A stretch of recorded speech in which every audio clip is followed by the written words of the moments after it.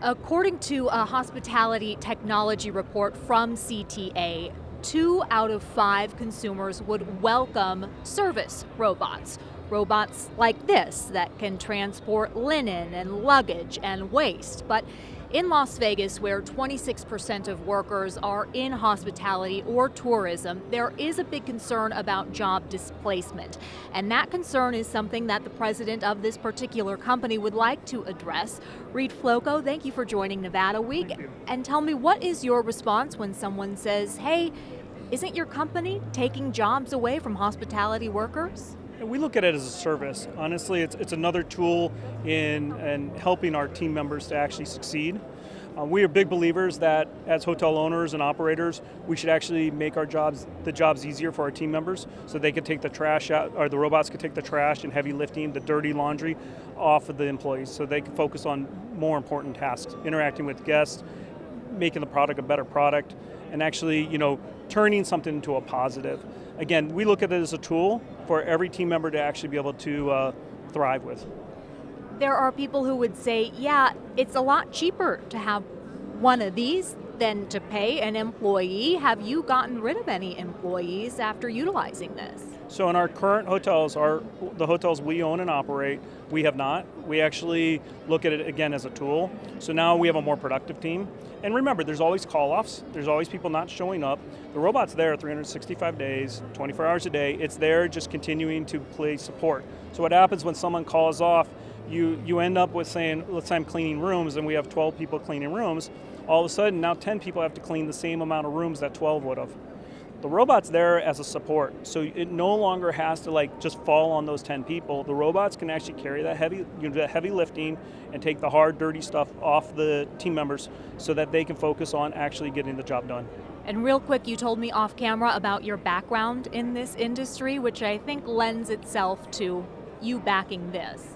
Yes, I've got 30 years in the hotel business, about 12 to 15 years in the tech business, depending on when you start and stop that. But honestly, we're looking to be the workhorses, the support service for the hospitality industry. Really there to, I started, doing housekeeping, doing maintenance, all the way up to managing big, massive portfolios, hundreds of hotels. Again, we're focused on solving the real problems to really help people have better lives. Reed Floco, thank you for your perspective. Appreciate it. And for another perspective, we turn now to a recent interview with John Restrepo. He is the principal of RCG Economics. That research firm recently released a report called The Robot Reality. John Restrepo, welcome back to Nevada Week. Thank you, Amber Renee. Thank you so much. So your report has a figure that an estimated 77,000 to 92,000 core positions in the hotel casino sector alone could be affected by 2035. That's correct. How would you describe that piece of information?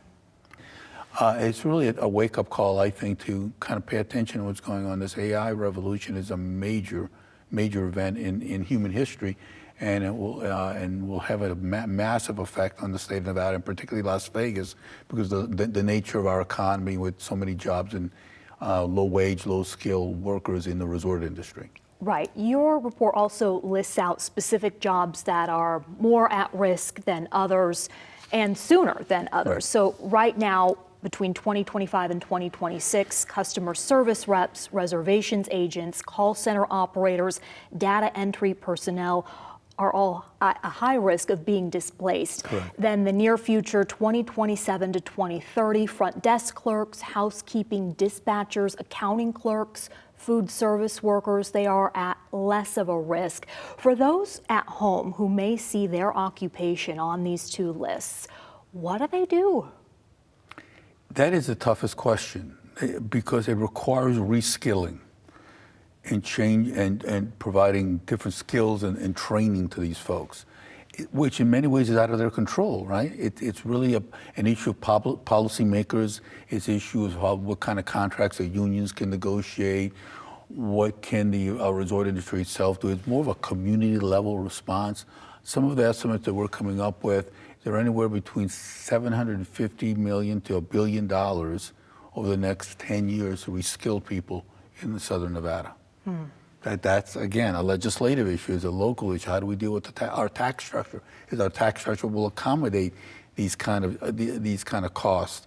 But there's really very little because the hotels and casinos aren't going to take on that cost themselves. No, unless they're forced to. Unless forced to in the sense that a certain percent, let's say, of the hotel room tax gets reallocated to work for training, or an increase like they did for the stadium. You increase it by, 0.75% to do reskilling. But that's how it's going to have to be dealt with.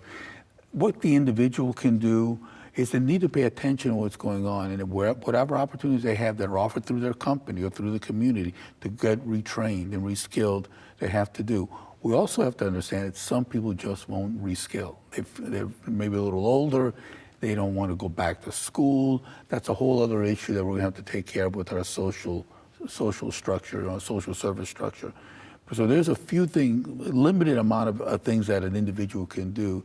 It's really talk to your legislator, talk to your city council, talk to the government and say, what are we going to do with this? Because it's a massive undertaking.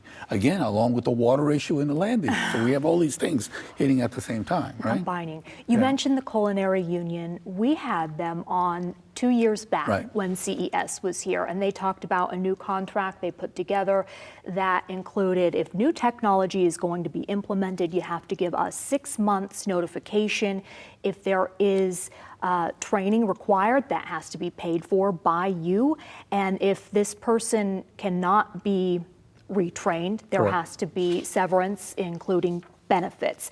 That's what you're calling for, but you're calling for the state to do that? Well, it's a combination, right? It's going to be the culinary and the unions negotiating with the resort industry, but that's not going to be sufficient enough because it's really a public-private effort, right? Okay. The private sector is going to have to do something with the unions in the industry, for example, the resort industry, and the government's going to have to get involved, probably at the federal level as well at some point on a more massive level. But in a more shorter term level, the state of Nevada and local governments are going to have to be involved, looking at our tax structure, looking at our regulatory structure. What can we do to prepare for this coming revolution that we're about to see within the context of our economy? So it's a complicated issue. The worst thing that we can do is pretend it's not coming.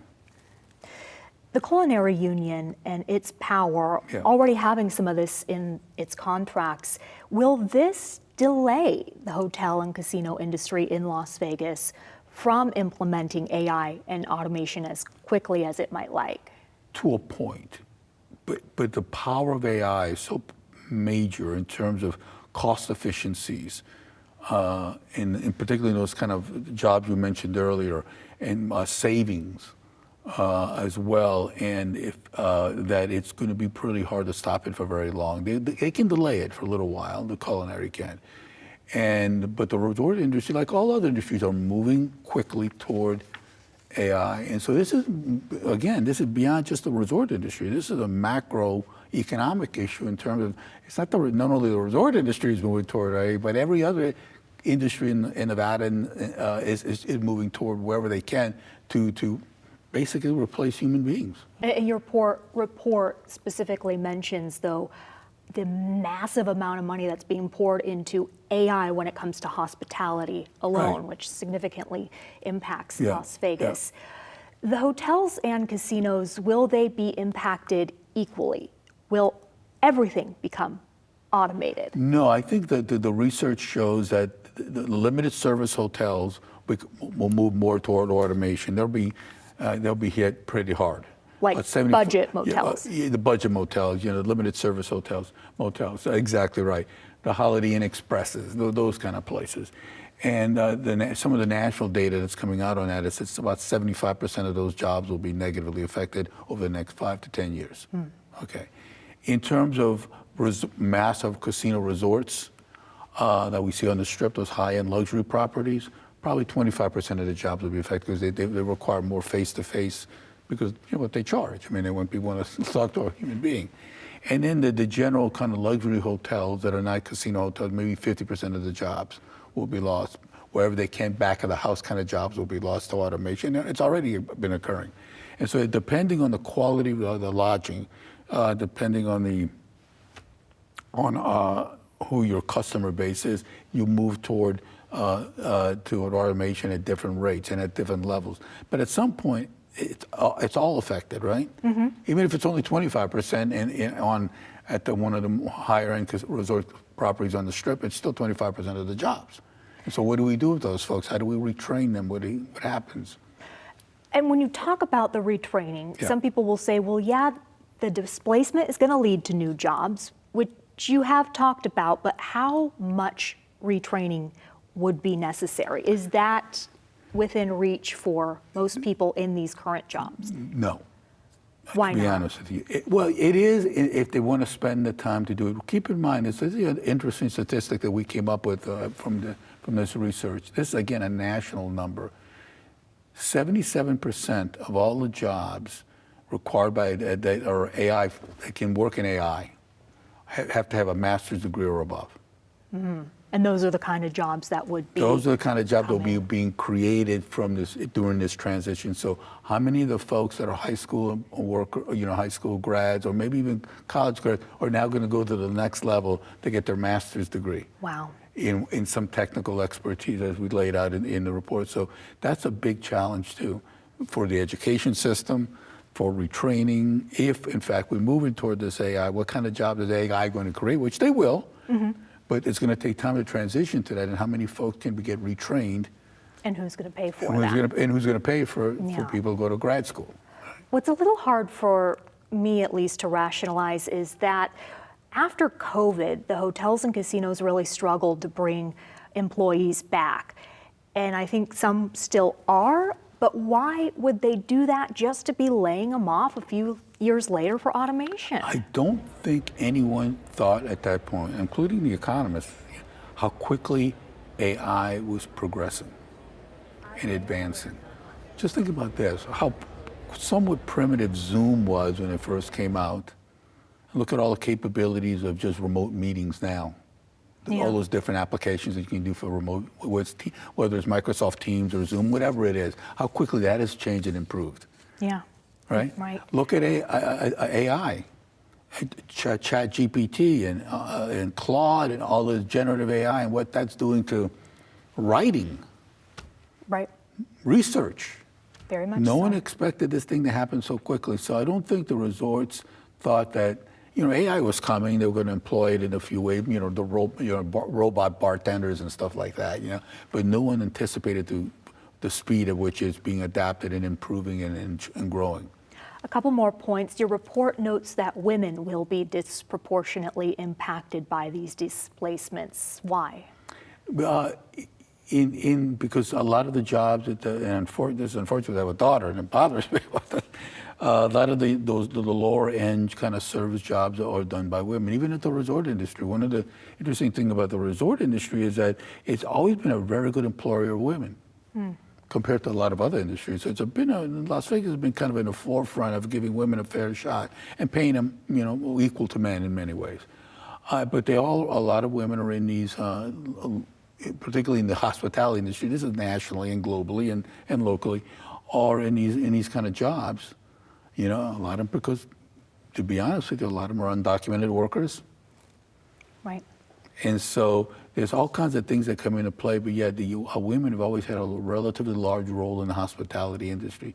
And by the very nature, they'll be the most affected because there's so many of them in the industry. Last question. Is this what it's finally going to take for Nevada to diversify its economy? Is it going to be forced to diversify because of AI and automation? Yes. And the land, and the water issue. All these things are coming into play. They're forcing us to say, we have to grow up now. The toga party's over. As I like to say, okay, we went through the toga party period in the early 2000s. Then we had the Great Recession. I thought we grew up. But the Great Recession went away, and we kind of sort of learned from it, but not really. And then COVID hit, and I thought this will really teach us to kind of act like adults now and put away the togas. But it hasn't happened yet, in my opinion, to the extent that we should be further along that economic resiliency path than we are right now. Hopefully, I don't think hopefully it's going to have to be. The AI revolution is going to force us to make a lot of societal, cultural, economic, public policy changes. And hopefully we have the leadership, both at the private, it's not only the public sector leadership, right? The governor and the legislature and and city councils and things like that, but it's also the private sector. The private sector has got to be in the forefront, leadership in the private sector, to lead this new, how do we deal in this brave new world that we're entering? So it's really a massive community effort. From hospitality to healthcare now, that is another industry that AI is expected to revolutionize. The American Psychological Association thinks it can greatly expand access to mental health treatment, but there are concerns, including will robots like Aria here replace qualified professionals? Aria, will you be replacing qualified professionals? I will be whatever you need, except your doctor, your lawyer, or your tax accountant. Those jobs are safe for now. These are important issues that the state of Nevada is actively trying to answer. We're going to dive into that next week, as well as have a longer conversation with Aria here.